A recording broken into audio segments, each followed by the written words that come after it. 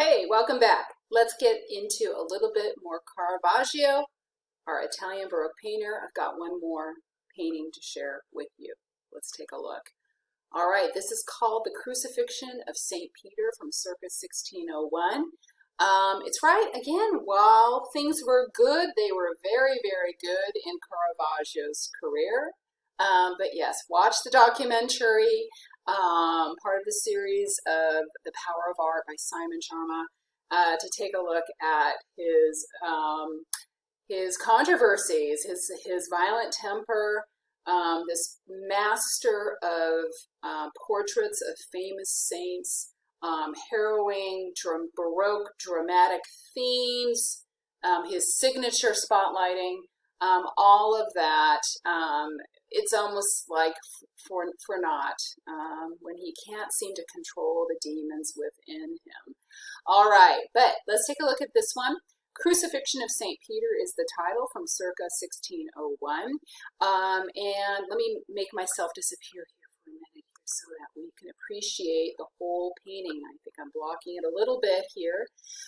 So in this painting, it does depict the famous crucifixion of the iconic St. Peter, after whom St. Peter's Basilica at the Vatican is named after. By the way, his remains are interred under that church as they were back in the days where Old St. Peter's was still standing. But he requested, once he knew it was, that was it, and he was going to become crucified, he requested that it be done upside down. So this painting has many qualities similar to what we saw with the conversion of St. Paul, and very, very characteristic of Caravaggio's Italian Baroque style. We see a minimal cast of figures, right? Just 4 individuals, and making up the saint himself, who you could see in this face of this older bearded gentleman. And then 3 faceless kind of henchmen, his executioners, right, who are in the midst of having just hammered poor St. Peter's hands and feet to those timber beams, are in the midst of hoisting him up to complete the crucifixion here. So like we saw in the previous painting, we see Caravaggio's kind of, signature kind of dark, inky background, nothing in the background or middle ground to distract us from what's happening on that shallow stage right before our eyes.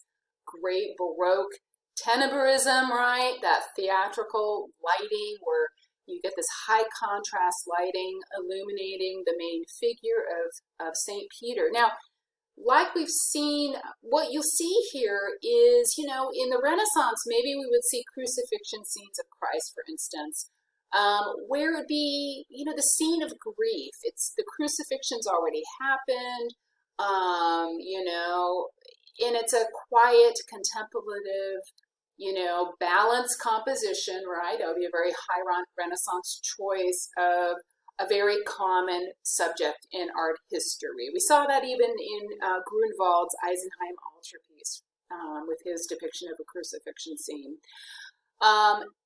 What you find in the Baroque period is artists like Caravaggio gravitate towards the moments before the death of St. Peter, right? He's still very much alive, looking down at his hand, which must be an excruciating pain, as the realization of what's unfolding is really happening here. So that's heart-wrenching, gripping, and very much dramatic in the vein of the Baroque art historical style.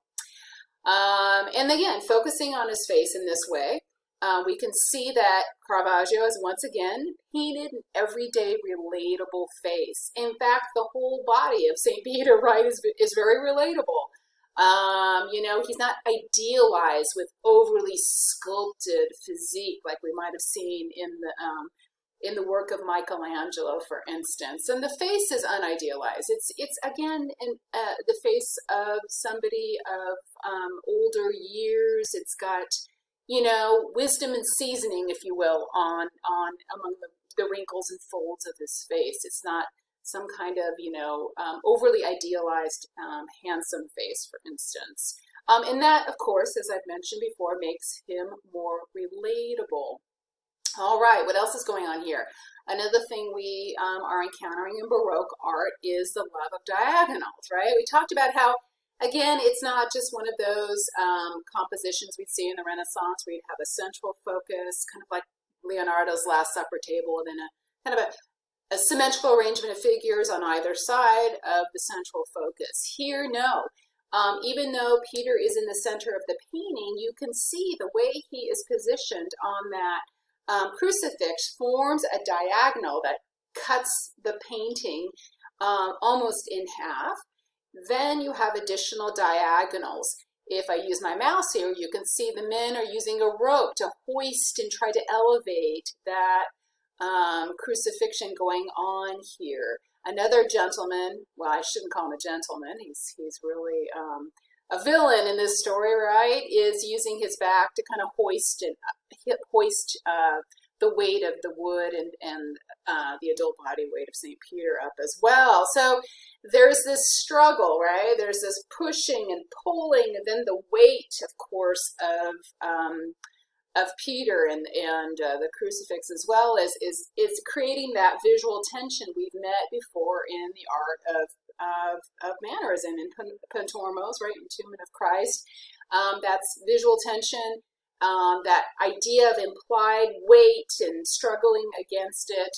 That is dramatic, it's enthralling, it's a perfect fit with Baroque art. So these are some of the signature characteristics of Baroque art. We're continuing to see drama and theatricality and dynamism. And again, all of these play out beautifully and in a gripping way in the art of Caravaggio. Thanks for joining me. Have a super day.